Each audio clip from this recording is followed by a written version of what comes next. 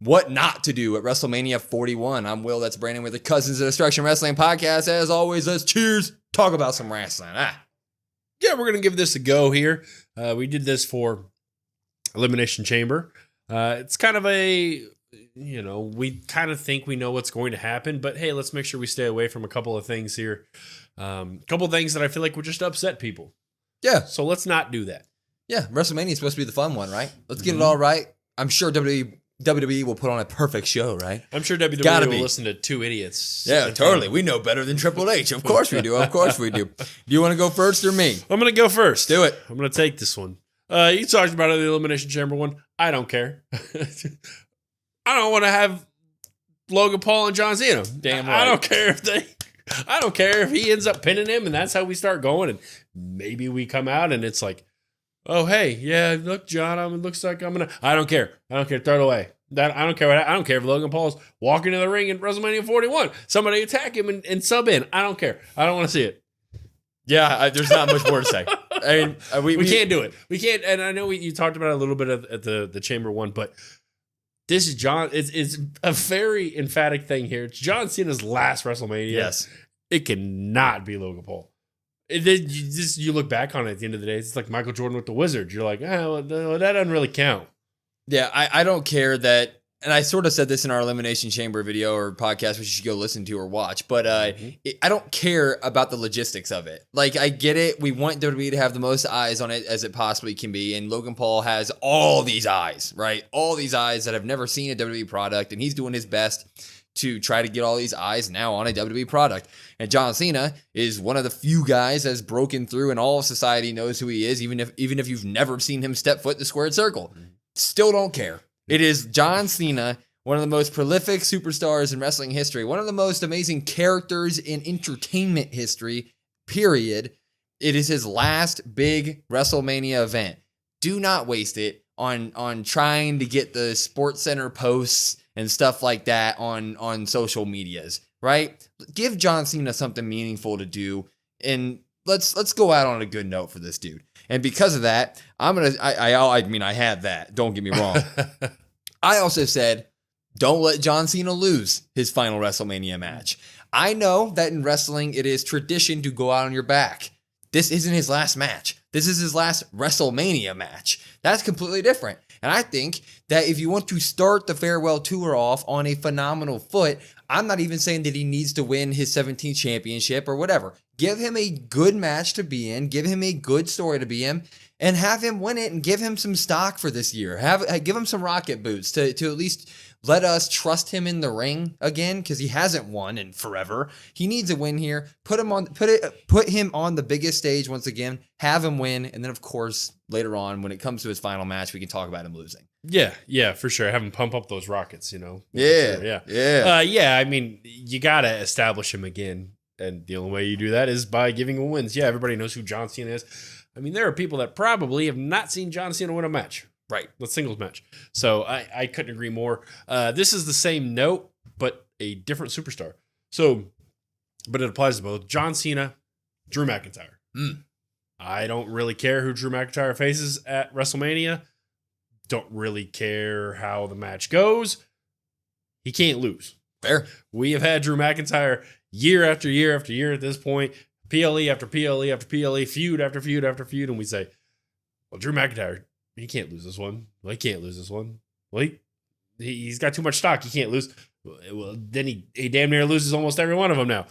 I would like to see him win one. I would like to see him I understand he won at Mania and he had his WrestleMania moment, but he really didn't. Yeah. So I would like to see him get the win here. Like I said, I don't really care who he faces, but Drew McIntyre is in that upper echelon.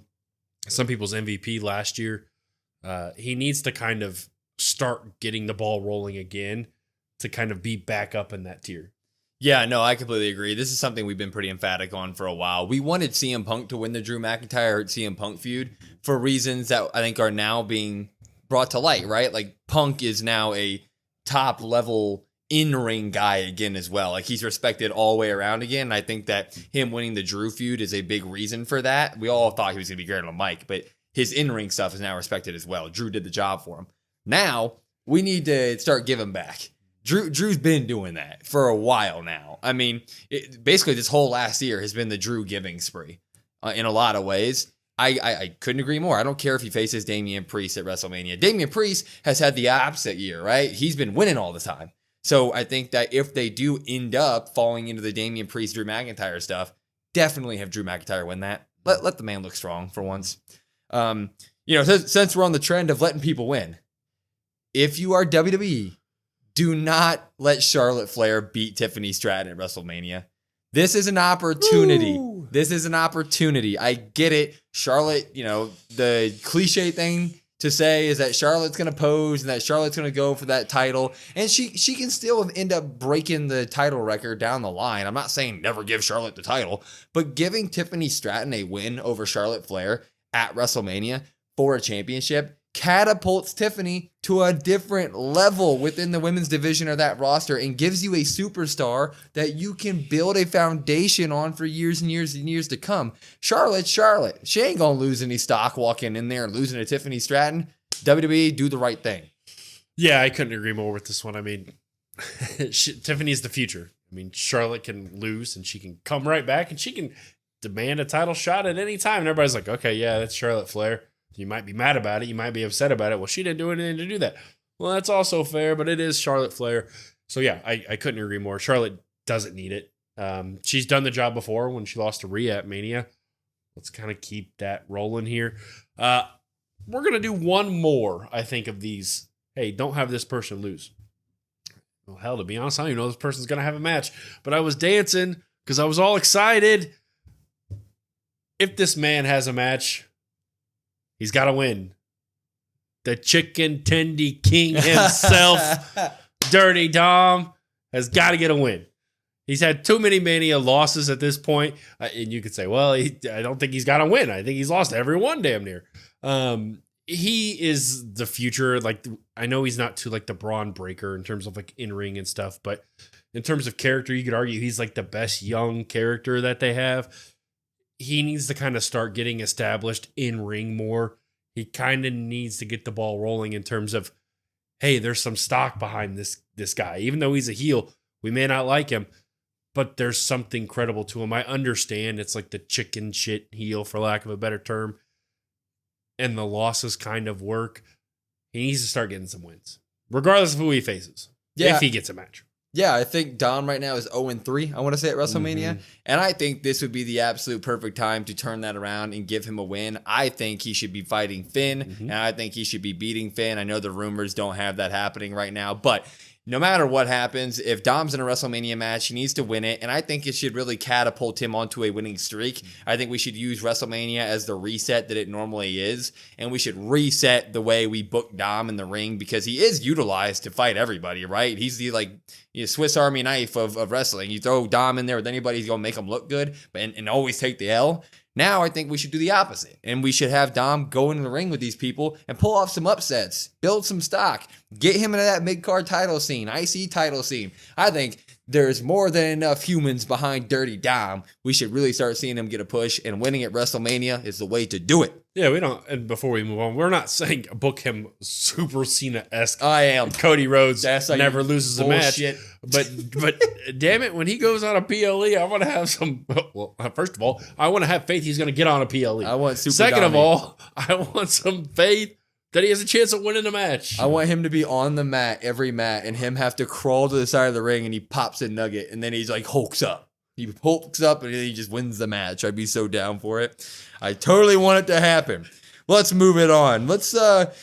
I said, don't bury the women's title matches. Don't bury them. And people are going to be like, what do you mean? I mean that for the last few years, there's how am I going to put this? Winning the Royal Rumble is supposed to get you a main event at WrestleMania, right? It's supposed to be a title match. And over the last few years, hasn't really been that way. I think Rhea and them, no, not even that year did they go on. So at least second to last right. year. So at least the last 2 years, they have not gotten their Mania main event matches. Which I get it. Stories in wrestling, that's what wrestling's all about, the stories. So sometimes stories take precedent. And the last 2 years with the bloodline stuff and all that, you know what? It was that damn good. Sorry. But I just think that if you can build up by WrestleMania, if you can build up the Rhea whoever story or the Charlotte Tiffy story to really be that level of feud, give them night one, man. Give them the main event slot that I think that the women haven't had in a while, and I wouldn't mind seeing it. Yeah, I mean, it's definitely deserved, especially look at the women's roster, and as we move forward into the NXT call-ups in terms of them coming on to the main roster as well, it's definitely something that needs to be looked at again because, like you said, it was kind of established at one point that, like, hey, maybe the women get night one, maybe the men get night two. That's kind of been overstepped a little bit. I have a feeling we're going to have that again, unfortunately. I would like to see Charlotte and Tiffy main event night one.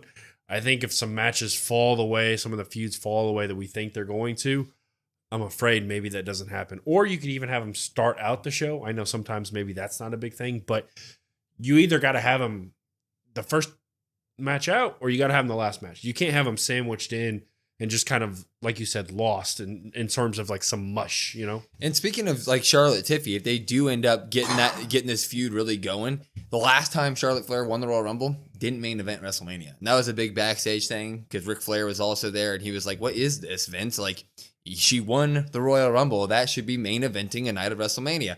And, you know, I disagree with Rick on a lot of things, but I mean, he's got a point. Like, if you're going to do the women's WrestleMania or women's Royal Rumble and we're going to make it that big of a deal, I do think that you need to give that match some stock by giving them the slot at WrestleMania. It has to work that way at some point. Yeah, it's really tough to say, hey, the women's wrestling is equal to men's wrestling, and then you show that you don't think that. Yeah.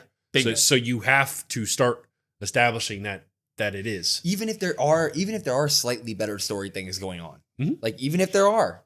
Like sometimes you just have to establish wrestling rules, and that'd be a good way to do it. Yeah, deservedly so. It would make a lot of sense if you had, and we'll go on after this, but if you had like night one, you had like a men's match, one of the men's title matches open, you had the women close, and then the next night you flip-flopped it. Started with Eat Mania. Boom, boom. You know what I mean? Yeah. That would make a lot of sense. Yeah. So yeah, I agree. It's going to be really important. I think it's really key for them to not lose sight of the women's matches because there's a lot of really good stories along in the men's matches. You do have to really establish that. I don't want to step over whatever you're saying, but just because we're staying on the women's title matches, by the way, don't leave out the mid-card women's championships of WrestleMania 41. They're brand new titles. They're on great stars who need to be on the WrestleMania card. A great way to bury a brand new title is to tell the audience that it isn't even worth making the big show months after introducing them. Lyra or whoever carries the titles, whoever carry those into Mania, need to have a match at WrestleMania. Yeah, and I think they will. They should, at least. But that kind of segues into, I guess, this next one. We'll just go right to this one. I said don't give everybody a match. So we talked about it a little bit with our WrestleMania 41 prediction card or road or however you want to describe it. We kind of said, hey, there's like 19, 20 matches you can make. That's a lot of wrestling. You could maybe get 6 to 7 a night. So you're looking at maybe like 14 matches. Oof. That might even be a little long depending on how you do them, how you stack them. But I'm thinking, I think it was like 6 or 7 the last couple of years. But it's going to be tough. Not everybody's going to get a match. I think we kind of have to start coming to the realization of, hey, the SmackDown before Mania or the Raw after Mania, the Raw before Mania, the SmackDown after, somewhere in there are going to be some big time matches.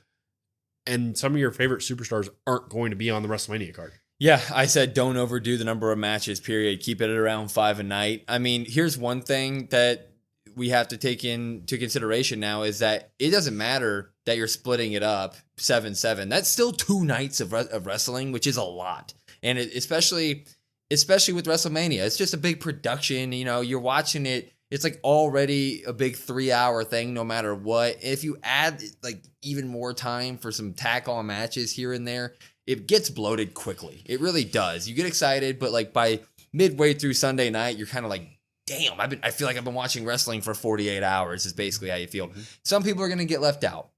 It happens. Keep the matches to like 5 a night, in my opinion. I think we should have like 10 Mania matches, and that's about it. I'll go 12. Yeah, I'll say 12. I'm down. I'll say 6 a night. That's fine. So within that, I'm going to talk about, I guess, we'll say 2. So one of them I think is probably more of like the throwaway one, so I'm going to list this one first. I think Karrion Kross, Sami Zayn, you put that on Raw.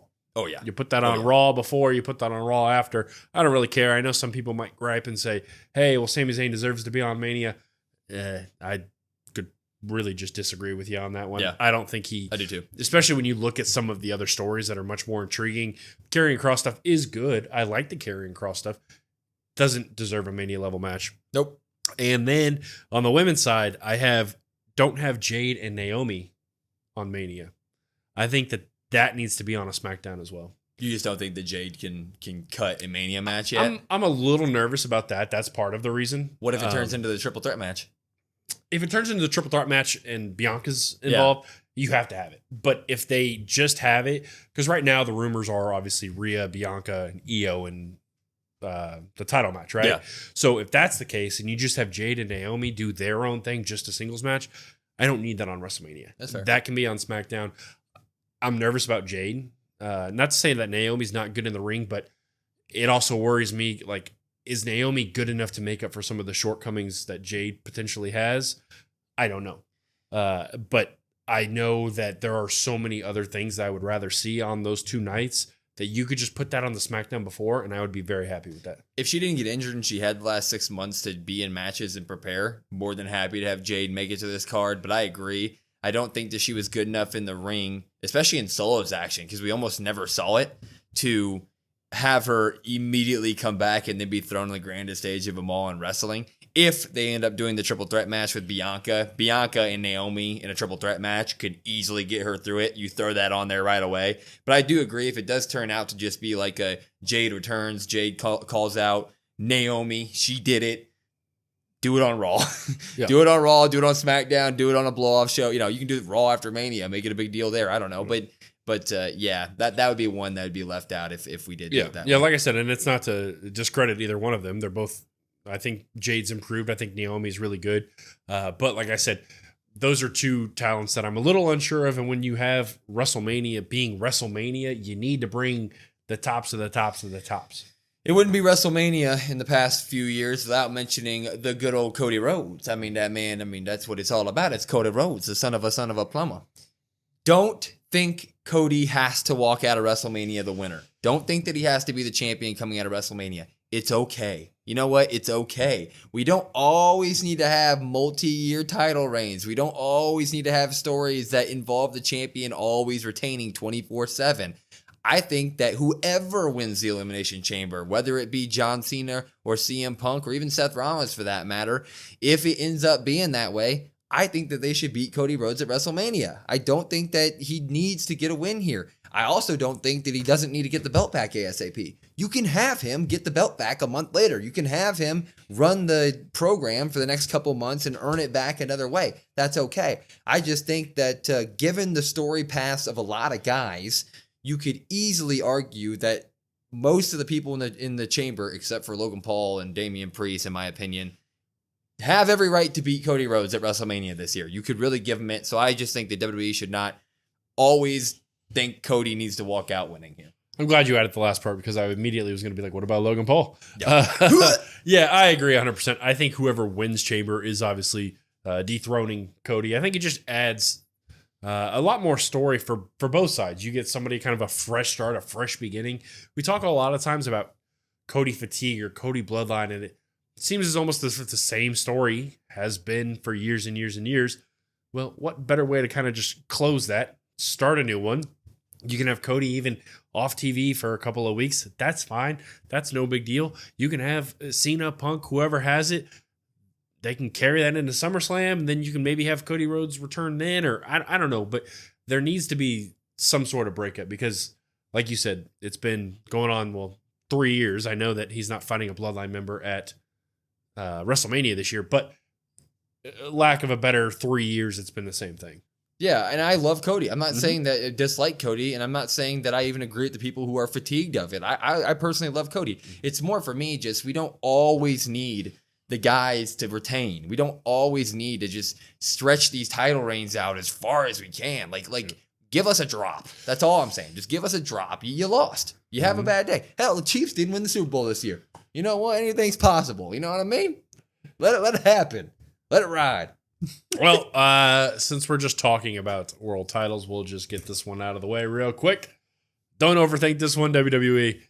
You got to give Jay the moment. You have to give Yeet Mania, I guess, a chance. You have to do it. It has to be done. Man, that'd be a swift just kick in the nads if Gunther just beats Jey Uso at WrestleMania. Everybody would just be like, Jesus, that would be terrible. Let's just do the right thing here. Give Jay the moment. Have him yeeting. The whole crowd's going to love it. That's what WrestleMania is about. So just don't overthink it. I'm sure you're not going to. You don't need to listen to us tell you that. The numbers prove it. Tiger Woods, keep it simple, stupid. That's what he always said, and here's the moment for that. You kept it simple with Yes Mania, with Daniel Bryan. You kept it simple with Kofi Mania, with Kofi Kingston, and it worked out for you.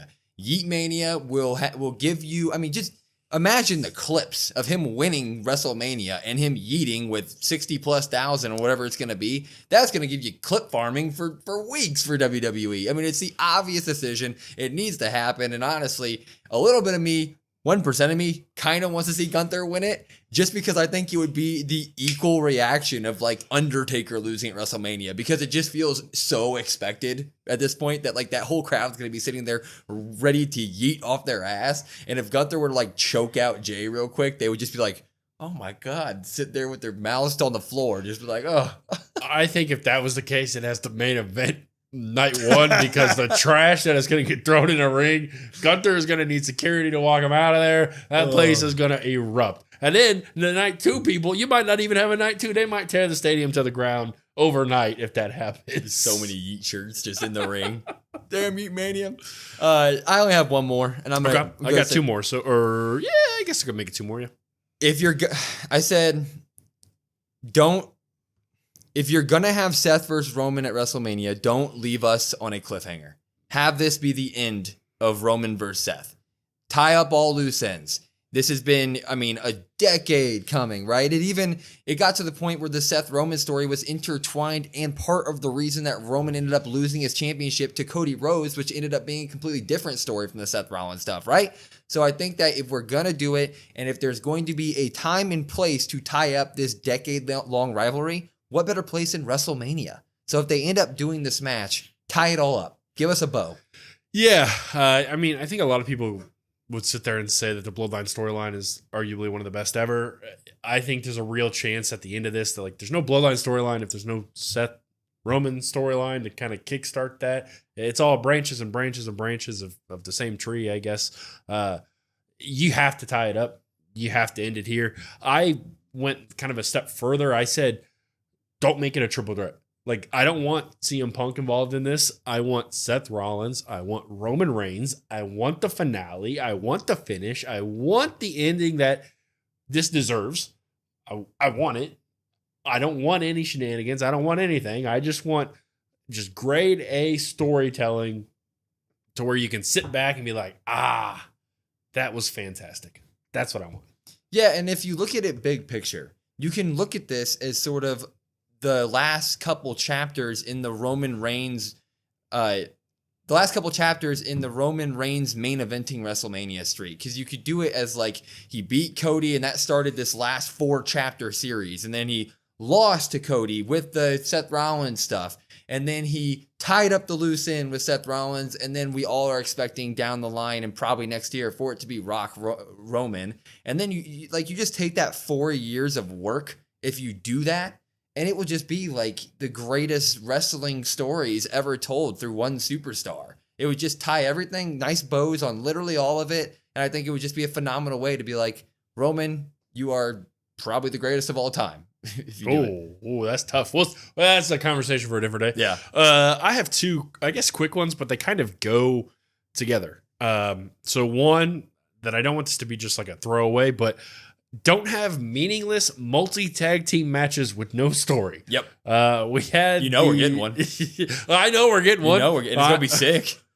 It's going to be fantastic. Oh, yeah. It's going to be amazing. It's going to be great. Yeah. The SmackDown side of things, at least you could say there's a story there. Yeah. So that one, no big deal. I'm real worried about these Raw tag titles. How about just don't have the Raw Tag Team Championship at WrestleMania? It hasn't earned it. It hasn't earned its stripes. It doesn't deserve to be on it. I don't care. How about that? Now, there's some time between now and then. No, there's not. Not enough for this division. Run it out quick. I'm real worried about the Raw Tag Team title, especially when it comes to WrestleMania. I said multi-tag team. You can even just put tag team matches. You got to have a story there. I'm really hoping they hit that gas pedal, they accelerate that, or they do something because there's nothing. Just put the Raw tag titles on Stand and Deliver and have whatever the NXT tag team championships are doing. Put that on WrestleMania if you want another tag match because they're gonna they'll tear the house down. Put Fraxium in Fraxium versus whoever at that Somebody. point. Yeah. Take your pick. They can have a bat. They can put us out there. They'd have a good match with us. Yeah, sure. And then the last thing I said, it kind of goes with not everybody's going to make the card.